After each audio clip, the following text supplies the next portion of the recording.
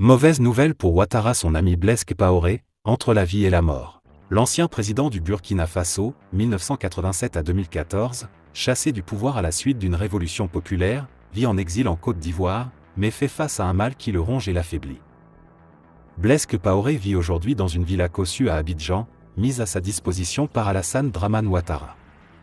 Bien qu'il soit au centre de plusieurs accusations à Ouagadougou, il ne risque rien tant que le régime de son pays d'accueil est toujours en place.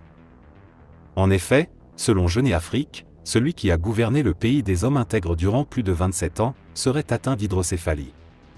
Il s'agit d'une pathologie au cours de laquelle un trouble de la physiologie du liquide cérébrospinal LCS perturbe le fonctionnement cérébral entraînant 3 types de signes cliniques, notamment les troubles de la marche et de l'équilibre, les troubles sphinctériens et les troubles cognitifs. Chez l'ex-homme fort de Ouagadougou, elle provoque, poursuit ce média panafricain, des troubles neurocognitifs, notamment des absences et du mal à s'exprimer, ainsi que des difficultés à se déplacer. Son entourage s'en inquiète. Son frère cadet, François Compaoré, veut lui rendre visite, avoir un tête-à-tête avec lui, mais refroidi, du moins pour le moment, par ses ennuis judiciaires en terre française où il vit. L'ancien président burkinabé, Blaise Compaoré, 72 ans, est très malade. Son état de santé se détériore de jour en jour.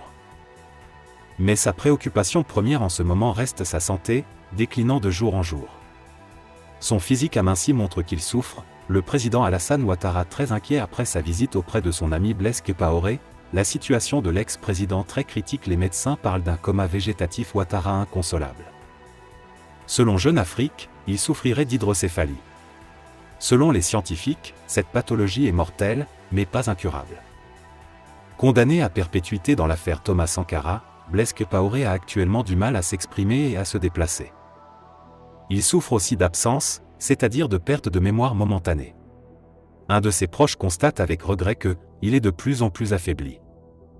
Dans ces moments difficiles, le frère cadet de l'ancien président, François Compaoré, souhaiterait être à son chevet. Il a ainsi sollicité l'aide du président Alassane Ouattara pour lui rendre visite dès que possible à Abidjan. Le Burkina Faso a résolument fait le choix de se remettre sur les rails de l'idéal sankariste, a déclaré un collectif d'organisations soutenant les idées de l'ancien président. Aujourd'hui, en fervent partisan de la libération totale de notre pays des jougs de la France-Afrique, de l'impérialisme et du capitalisme mortifère, nous marquons d'une pierre blanche notre refus de la gouvernance par procuration, ont-elles ajouté.